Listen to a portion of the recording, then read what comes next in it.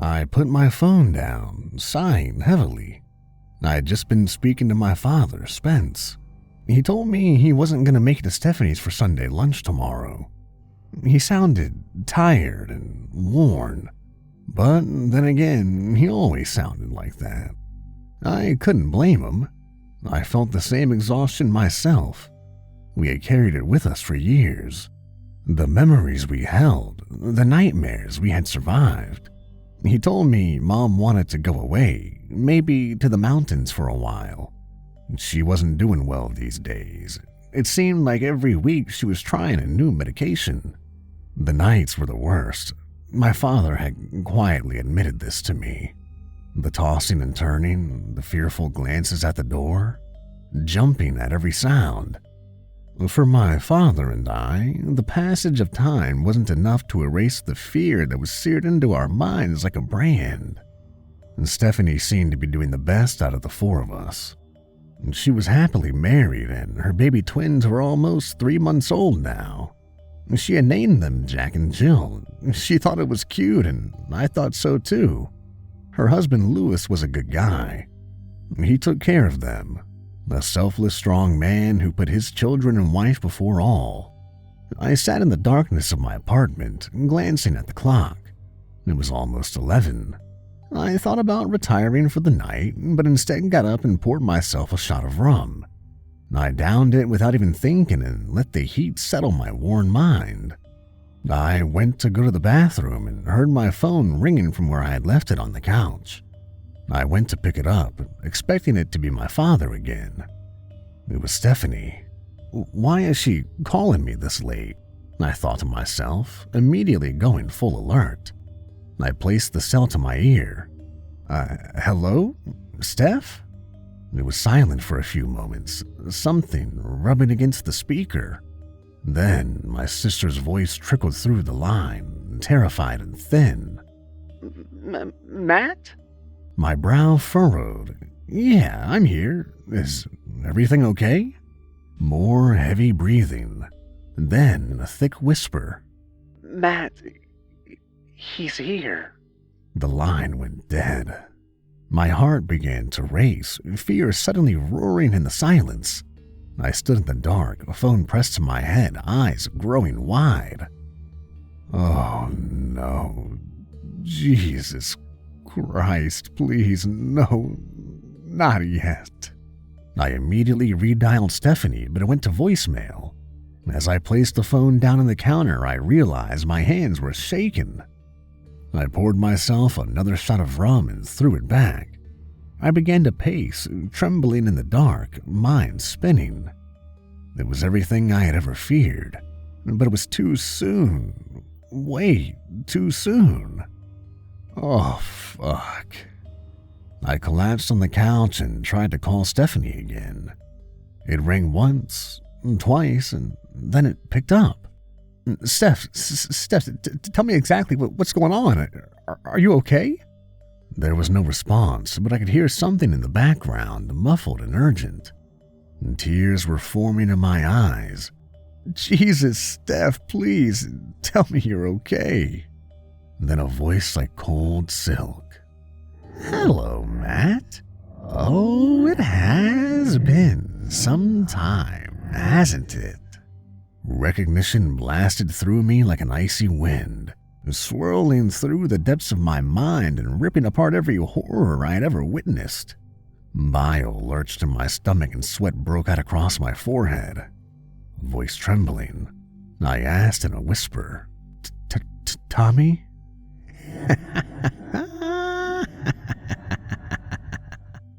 The line went dead again.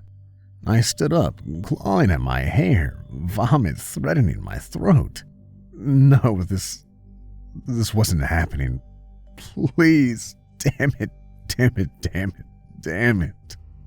I couldn't stop shaking, the voice on the phone opening up years of suppressed nightmares, tearing the chains and shattering the locks.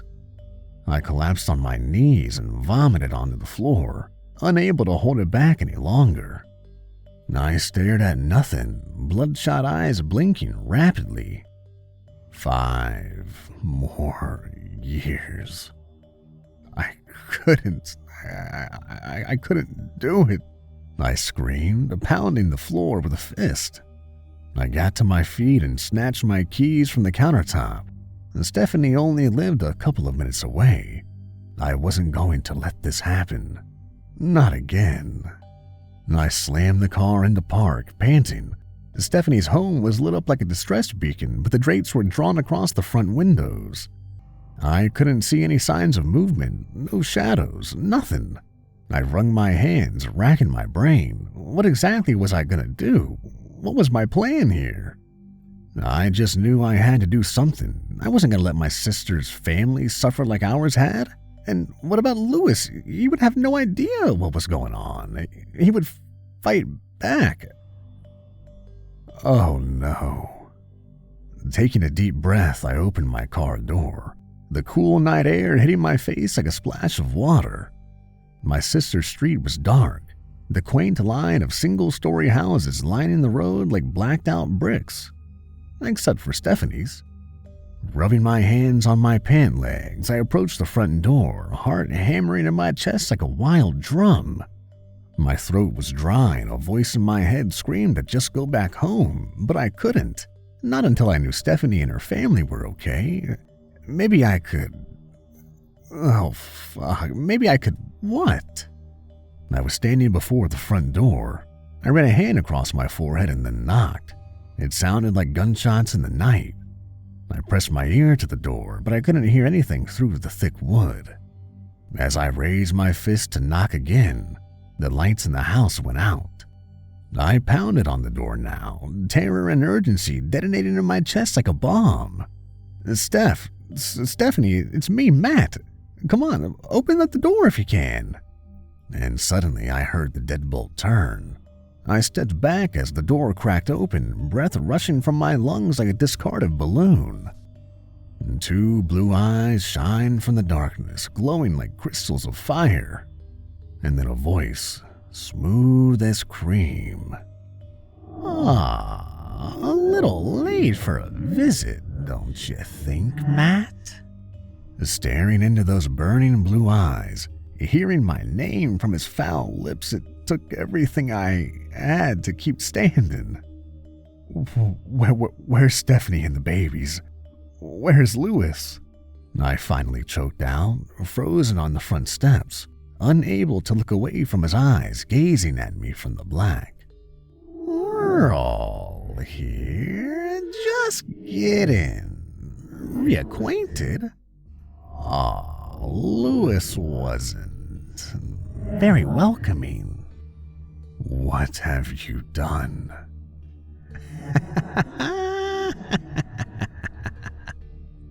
And suddenly the lights in the house went on and the eyes in the door melted into a face and head and body. A shockwave of horrific memory rocketed through me, almost sending me to my knees. Tommy Taffy looked exactly how I had remembered him from all those years ago.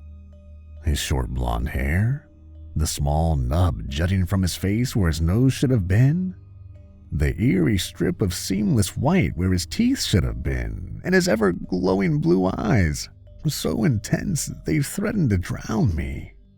His perfect, impossibly flawless skin gleamed in the light, reminding me of soft plastic. Tommy pulled the door open, gesturing inside with his hand. Ah, you came to see your sister, didn't ya? From my place on the steps, I could see directly into the kitchen. Lewis was slumped on the floor, motionless by the table. Stephanie was next to him, weeping and clutching at his still body. She looked towards the door and saw me, her eyes widening, desperation shaking her voice. Matt, help us, please. The agony stretched across her face tore me apart. Tears blooming in my own eyes, I went to push past Tommy, but he grabbed my shoulder, stopping me. You saw your sister. No need to get involved, Tommy said, his grip like an iron clamp, digging into my collarbone. I turned to Tommy, one foot in the house. Please, Leave them alone. Haven't you taken enough from our family? Aw, it's time for you to go, Matt, Tommy said, pushing me back outside. Stephanie wailed, screaming my name from her place beside Lewis. I tried to step around Tommy, desperation raking my voice. Please, just let... I was cut off as Tommy suddenly stepped forward and grabbed me by the throat. He slammed me against the side of the house, never releasing his grip. His face was inches from mine, his voice like burning coals, but his face remained calm. I told you to go. Don't make it worse for them. This isn't about you anymore. I gasped as he released me, slumping to my knees in the dewy grass. I watched helpless as Tommy went back inside and slammed the front door. The lights in the house went out, and then the screaming began. I sat in my dark apartment, the bottle of rum beside me almost as empty as my gaze. The sun was rising, a soft pink glow tickling the horizon through the window. I hadn't slept, my imagination running rampant. I couldn't let Stephanie live through this, not again, not for another 5 years. Time had hidden the abominations of our childhood from my sister, Tommy entering our lives at an age she could still forget. The twins. He had come back because of the twins, Jack and Jill, to continue his reign of terror through the generations of our family. When would it end? How could it end? The hours offered no solution, the rum burning in my gut giving no comfort. And then my cell phone rang, startling me. I blinked and realized the sun was now burning cheerily through the window. How long had I been sitting here? My heart jumped as I saw it was Stephanie calling me. I hurriedly answered. Hello, Steph, are you okay? What has he done? My sister's voice was emotionless and flat. Tommy said it was okay for you to come over for lunch, just like we planned. What did he do to you? Her voice never changed. He's feeding the twins. Everything is okay. Steph, I started, but she hung up. I rose and rushed to the bathroom, splashing water over my face. The rum seemed to have no effect on me, my eyes meeting my face in the mirror with surprising clarity, but that did nothing to dilute the fear that plagued my mind. I raced out of my apartment and into my car. As I drove, I found myself becoming sick.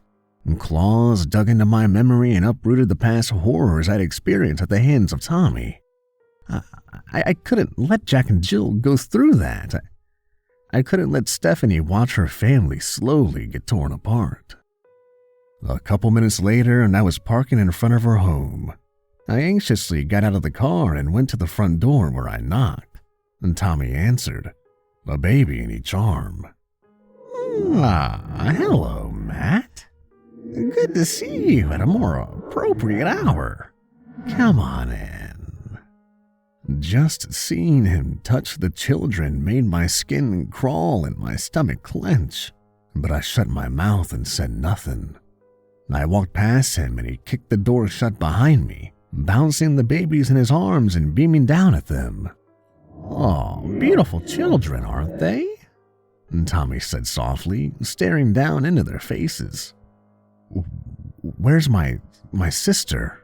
I asked, a trickle of sweat running down my spine like a ghost. As if to answer, Stephanie came walking down the stairs. Her skin was pale and dark bags hung from her eyes. There was no sign of physical violence, but I knew that Tommy had other ways to punish people. Lunch is ready, she said tonelessly, her eyes dead. She walked into the kitchen and began setting food on the table. I followed her, and then froze. Lewis was slumped over the table, breathing heavily. One side of his face was swollen, closing his left eye. Blood leaked from his mouth onto the empty dinner plate before him. His legs had been broken, his shins and ankles twisting along the sides of the chair at angles that turned my stomach. Upon seeing me, he raised his head, trailing drool and blood from the corners of his mouth. "Get this monster out of my house," he whispered to me. Before I had any chance to respond, Tommy was sweeping in behind me, cooing down at the babies. Stephanie was like a zombie, placing the steaming platters of food before us and then sitting in the chair opposite her bleeding husband. "Jesus, Lewis, we need to get you some help. Come on, I'm taking you to the hospital." Tommy looked up at me from the babies. "Matt, sit down and enjoy the food your sister so lovingly made for you. It would be terribly wasteful to ignore such a feast." As if to lead by example, Tommy took a place at the table, the gurgling, oblivious twins chirping in his arms. "He needs help, Tommy," I insisted, terrified of the words coming out of my mouth. "Oh, don't be dramatic, Matt." I suddenly slammed my hand down on the table. "I'm taking him to the hospital, damn it." Immediately, I regretted my sudden aggression. The gasoline fire in my chest was doused instantly as Tommy's shining blue eyes met mine. Wordlessly, Tommy stood and handed Jill to Stephanie, who gratefully accepted her daughter. Eyes never leaving me, Tommy took Jack and went to the sink. He turned on the garbage disposal. Horror ripped through my brain like a blazing locomotive. The loud whirring of the blades filled the kitchen and choked the fight from me, replacing it with furious caution. Get away from there," Lewis screamed, struggling to stand but screaming as his broken bones squirmed against his twisted flesh. Tommy lowered the now crying Jack towards the black mouth of the garbage disposal, his eyes never leaving me. "It would be a tight squeeze, but I think I could get him to fit," Tommy said, his voice like the edge of a knife. I raised a trembling hand. "Stop. Okay, please, just stop." But Tommy kept lowering the baby, its howling face now inches from the opening. "I only need one, Matt. Maybe you need a lesson. Maybe you've forgotten how this works." Stephanie was clutching Jill, her eyes bulging from her face, tears silently streaming down her cheeks. No, I'll do whatever you want. Please, just stop. Please." I got down on my knees, voice shaken, my own tears of terror pouring from my eyes. "Just don't hurt the baby. Don't hurt Jack." Tommy's eyes bore into my skull, examining my words like they were under a microscope. Finally, he turned and switched off the garbage disposal, handing Jack to Stephanie. I let out a shuddered sigh of relief and shakily got to my feet. Tommy took a seat at the table and pointed for me to do the same. I didn't hesitate. "You godless fuck," Lewis growled, clenching his fist. "I'm gonna kill you.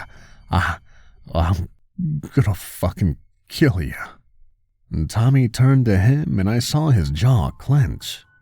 "Don't push me, Lewis. It won't end well." "Fuck you," Lewis spat. Like lightning, Tommy stood and stepped towards Lewis, sliding his hand into the beaten man's mouth to grip his upper jaw. Without slowing, Tommy heaved Lewis out of his chair and threw him face first into the refrigerator. With a dull thud, Lewis's face erupted in a fountain of blood and shattered teeth as he collided with the hard surface. He slid to the floor, leaving bloody trails in his wake. Face like smooth stone, Tommy lifted him by the hair and dragged him to the oven. He pulled the door down and shoved Lewis's head into the crack. Without hesitating, Tommy began to smash his skull between the oven and its door, each blow crunching into his head and splitting the skin. Stop it, Tommy, stop it, you're gonna kill him, I screamed, leaping across the table. Tommy spun and pointed at the twins, his eyes locked with mine, his voice thundering across the kitchen like a summer storm. It's him or the baby? Who's it gonna be? I collapsed in my chair, eyes wide, entire body shaking. Tears poured from my eyes, my lips twisting and quivering to form words, but only helpless sobs escaped. The twins were howling, and Stephanie clutched them to her chest, weeping, shock washing over her in horrified waves.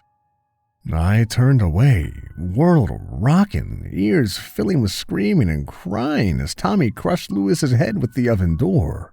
The spittle flew from my lips with each ragged breath I sucked into my lungs, reality bending and darkening. Tommy straightened, panting, observing his work. Blood splatter painted the cabinets and floor, slow trails that oozed like reaching fingers. Stephanie was weeping, eyes squeezed shut, and twins mimicking their mother's sorrow. Tommy ran a hand through his hair, exhaling, his eyes meeting mine. He smiled, shaking his head like he couldn't believe it. He then turned to Stephanie and motioned for the babies. Give them to me. Clean up your husband's mess. My nails were digging into the tabletop, knuckles white. I couldn't believe the carnage I had just witnessed, the brutal execution of my brother-in-law. I was shaken to the core, my vision spinning in disbelief. Tommy leaned down and snatched the babies from my sister. Oh, put them in the basement for now. Why did you have to do that? Stephanie squeaked between sobs. Tommy began to soothe the twins, shooting a look at my sister. Oh, he wasn't right for this family. Now, clean him up. Tommy walked into the living room, motioning for me to follow him. My chair scraped loudly against the floor as I stood, watching my mentally shattered sister begin to drag her husband towards the basement door. Drool leaked from her lips as she whispered loving apologies to the deceased. She was breaking. In a horrific daze, I followed Tommy into the living room, feeling like I was in a dream. I wanted to murder this monster, rip this cancer from my family, but another part of me knew I couldn't, that attempting to do so would just bring more violence. There just had to be a way, though. Tommy had settled the twins and was now watching me. Are you okay, Matt? I said nothing, my shell-shocked eyes staring into nothing. Tommy nodded. Yeah, I know this is probably upsetting. That's why I wanted to talk to you in private. I'm worried about your sister and how she's going to take all of this. I'm worried about how it'll affect her parenting. My eyes rose to meet his, my voice incredulous. You did this. Tommy ignored my accusation. Matt, I'd like you to stay here with us for a while and keep an eye on your sister and help her through this. Oh, I'm afraid it's the only chance we have of settling her mind after such a tragedy. My hands were clenched by my sides. One day, someone is going to stop you. And Tommy smiled, but there was no humor in it. Careful, Matt. Just leave my sister alone. Get out of her life, I said through gritted teeth. I can't do that. Not with such beautiful children to be raised. Oh, in fact, that's the reason I'm here so early. I couldn't wait any longer. I had to see them. His eyes glowed, twin spotlights cutting into the darkness of my mind. I took a step towards him, whispering, What the fuck are you?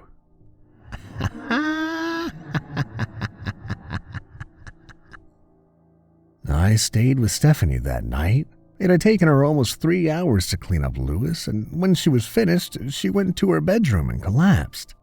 I put the babies to bed after giving them a bottle and stood on the balcony, staring down into the empty living room. Everything felt wrong, like I was dreaming. The shocking events that were slowly twisting my life dug into my brain, unearthing every horror I'd spent years burying. A hand rested on my shoulder. I turned to see Tommy, the light in my sister's bedroom glowing behind him. Go, be with her tonight. It's important she feels the warmth of a man beside her. It'll help ease her husband's passing. I said nothing, just stared into Tommy's smooth face. Every ounce of me screamed to plunge my fingers into his eyes. Tommy pushed me toward Stephanie's bedroom. Go. Wordlessly, I walked down the hall and into my sister's bedroom. I shut the door behind me and went to sit on the bed. Stephanie was under the covers, staring at the ceiling through bloodshot eyes. Her skin was pale and heavy bags dripped down her cheeks. I didn't know what to say, so I said nothing. I laid down next to her and turned off the lamp. After a couple of hours, I blessedly heard the shallow breath of sleep beside me. Good, I thought. Let her mind have a few hours of peace. The deep hours of the night snuck up on me, but I barely even noticed. My mind refused to shut down. Ideas and possible ways out circling my exhausted mind like water circling a drain. Something Tommy had said kept echoing in my mind. I only need one of them. I examined those words, ringing out every possible meaning and scenario they could represent. I didn't like what I found. I glanced at my sleeping sister next to me, her suffering apparent even in slumber. My heart screamed for her, and I felt my eyes well up. She didn't deserve this. Not again. Not for another 5 years. I couldn't watch that. I couldn't let it happen. What was I willing to do to save her? What kind of person would I have become? How could I possibly live with myself if I did what the darkness whispered? You know how to save her. Something chuckled from the black. Tommy made a mistake tonight. Or was it? Maybe he's testing you. Either way, you know you can't continue like this. You can't live knowing your dear sister is breaking. I covered my face in the dark, tears staining my face. What kind of person would I be? At some point in the night, I became aware of something by my bedroom door. I turned my head and saw Tommy watching us through a crack in the door, his blue eyes illuminating the darkness to cast a soft glow across his smiling face. I shivered and turned away. It was hours before I felt his gaze leave me. I awoke to a scream. I bolted upright, sleep leaving me in an instant. I didn't remember falling asleep, but the dark gloom from the window told me it was late.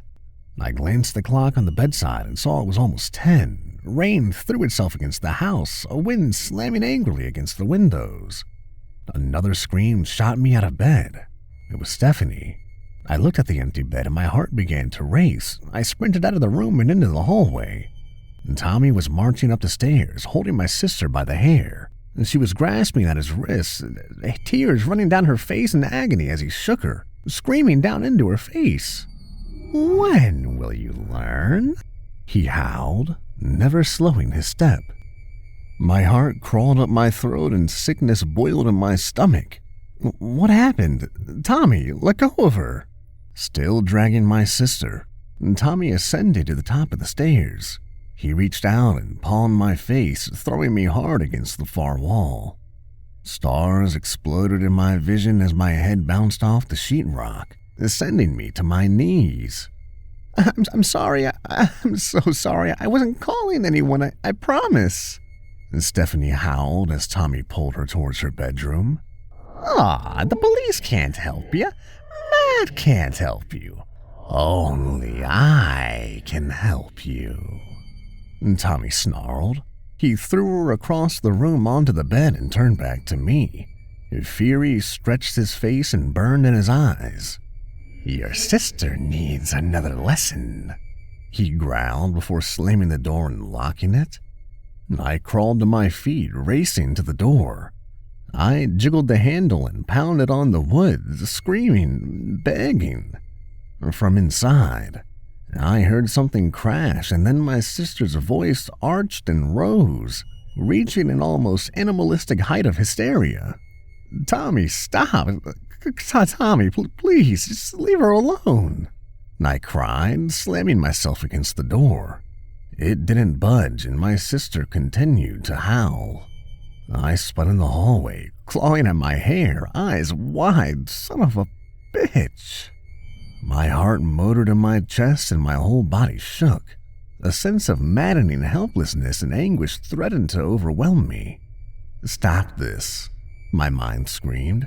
You have to stop this. I pounded the wall, tears rolling down my face. No. She still has a chance. She can recover from this plague. Do something before it's too late, my mind howled. Breath hitching in my throat, my sister's scream echoing and crashing into my skull. I turned to the twins' room. I squeezed my fists together, world blurring through tear-soaked eyes, and went in. Jack and Jill were sniffling in their cribs, staring up at me with confused expressions. I looked down at them, sobbing, placing my forehead against Jill's crib. No.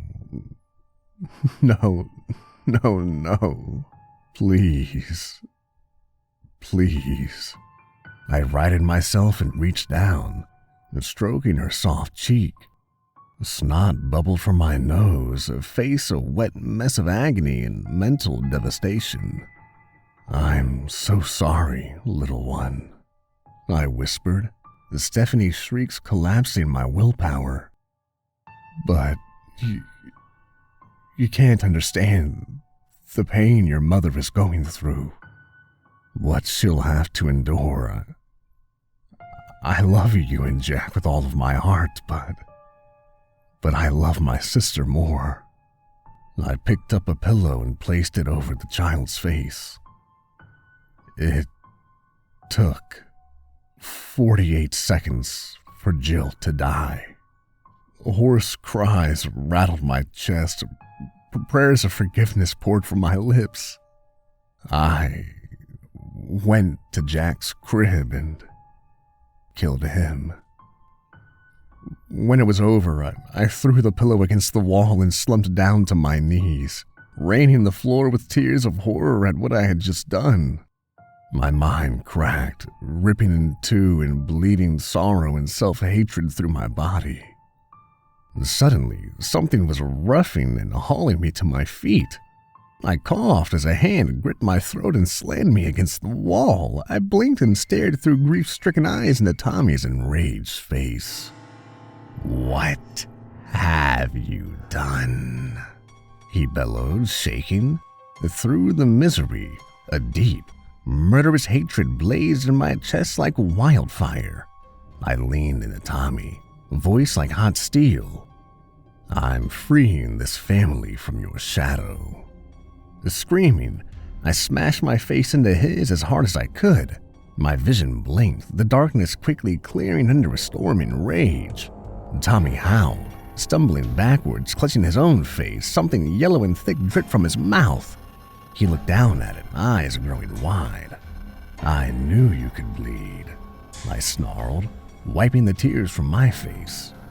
And Tommy stared at his covered hand and then back up at me, fury reigniting. What have you done to the children? I killed your lifeline, I hissed. Before he could respond, I charged him. I threw my body into his, slamming him against the far wall with a heavy thud. The surprise and pain that rippled across his face fueled my sudden murderous hunger. I grabbed his hair and ripped his face to the side, burying my teeth into his soft throat. He screamed as my jaw snapped shut, my mouth filling with warmth and shredded flesh. I spat the mouthful out as Tommy shoved me back, a hand going to his gushing throat. His fingers coated with the yellow liquid pouring down his shirt and chest. I didn't let him recover. I grabbed a lamp and brought it into his crashing skull, bringing him to his knees. I drove a fist under his chin while simultaneously swinging the lamp again, driving the butt directly into his eyes. He howled, falling against the wall, reaching out, desperate. I knelt over him, tossing the lamp aside. My fists thudded into the gaping hole into his throat, summoning new howls of agony. It fueled me, ignited me, filled me with rage. I stood and kicked him onto his stomach. He started to crawl towards the door, but I brought a foot down into his spine, causing him to twist and shriek. And keeping my foot on his back, panting, I leaned down, voice like venom. "It's over, Tommy, you motherfucker." Even through the obvious pain, he twisted, his eyes burning with hatred, his voice hoarse. You can't kill me. There are other families." I reached down and gripped beneath his chin with both hands. "But not my family."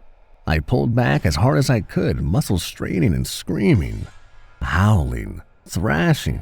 And Tommy's neck bent backwards until the skin in his throat split with a sickening pop. I didn't stop, sweat pouring from my brow, fingers digging into his skin.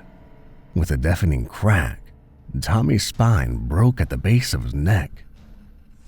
And then he was still. I collapsed onto the floor, gasping, muscles burning. I stared at the motionless body, fresh tears in my eyes. I had done it. I had killed Tommy Taffy. A wave of relief and sorrow rolled through me like a rising tide. A hot and cold crashing into each other as the consequences of my actions stabbed me with needle-thin blades. What have you done? I rushed Stephanie to the hospital, calling the police on the way. I told them an intruder had broken into the home and murdered Lewis and the kids. I didn't wait for the questions, my main concern getting my unconscious sister medical attention. That day, something in me broke. Something I can never heal or replace. A dark shadow hovers over my soul. A deadly reminder of what I did to save my sister. Guilt and anguish. Those are just words compared to how I feel. I don't know if I'll be able to live with myself much longer, but I know Stephanie will live, my dear sister. The news of her children's demise rocked her to the bone. I stayed with her through it all. Those long nights in the hospital filled with overwhelming sadness and grief. I told her Tommy had killed them, and it's a lie I will take to the grave, whenever that may come.